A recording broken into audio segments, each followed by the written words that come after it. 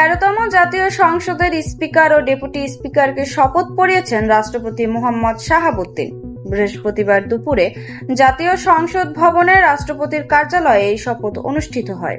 সংসদের স্পিকার হিসেবে দায়িত্ব নেন অবসরপ্রাপ্ত মেজর হাফিজ উদ্দিন আহমেদ এবং ডেপুটি স্পিকার হিসেবে শপথ নেন ব্যারিস্টার কায়সার কালাম। এর আগে সংসদ অধিবেশনে স্পিকার পদে একমাত্র প্রার্থী হিসেবে মেজর হাফিজ উদ্দিন আহমেদের নাম প্রস্তাব করেন চিফ হুইপ নুরুল ইসলাম এবং প্রস্তাবটি সমর্থন করেন হুইপ রবিকুল ইসলাম। অন্যদিকে ডেপুটি স্পিকার পদে একমাত্র মনোনয়ন পান ব্যারিস্টার কায়সার কালাম। তার নাম প্রস্তাব করেন হুইপ রুহুল কুদ্দুস তালুকদার এবং সমর্থন করেন হুইপ আশরাফ উদ্দিন নিজান।